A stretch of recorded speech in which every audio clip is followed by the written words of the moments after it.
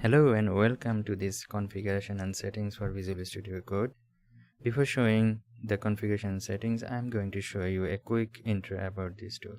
We can download it from code.visualstudio.com, and there are a couple of options here, so we can download from here or we can go other downloads. Here we can see 3 platforms and there are 64-bit and 32-bit, so we can download it from here.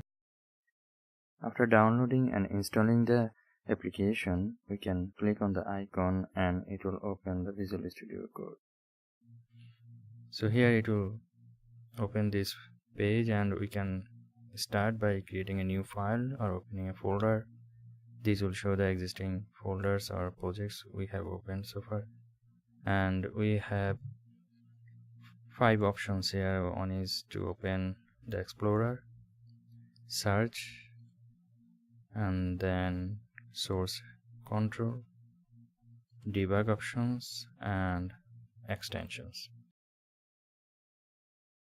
Here is the list of extensions, so we can install any extensions. We can search extensions from this text box, and we can also install, disable, and uninstall the extensions if we want to. Let's close these extensions and go to the File, Preferences, and Settings. Here this settings page divided into 2 parts. One is default user settings and another one is user settings. So you can see there is lots of settings here. Each setting is key value pair, so if we want to use any default user settings from here and we want to change any settings, so we can copy and paste it here, or we can just click on this edit button and copy settings, and then it will come here, and then we can change the size. If we hit save, it will automatically increase the font size, you can see. So now add some default settings we need for this environment. Let's add another font size for the terminal. So before increasing the font size, let's see what's the terminal font size now. So hit Ctrl tilde. Yeah, here is the terminal.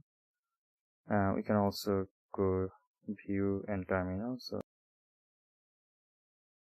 now let's add the terminal font settings. So you search like terminal integrated font size. So here, see, if we want this one, copy settings, and if we hit like same size 20 here and save, see the font size is also increased here. So we need another settings. So when we save one setting, we can save it and then see another settings, or let's say file autosave.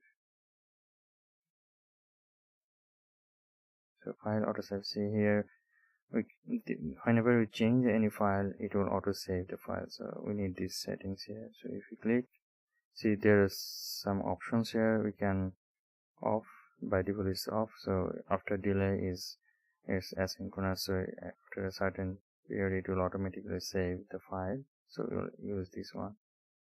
Hit OK here. Let's save it.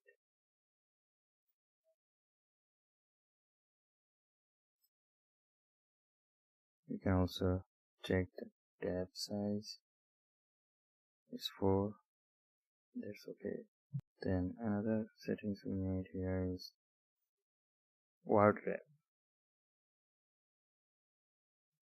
Yeah, so see, word wrap is off, so this word wrap we need to on. So we need to copy this one.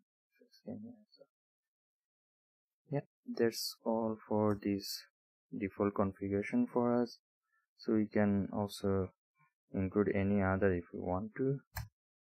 By default, we only need these 4 settings for now.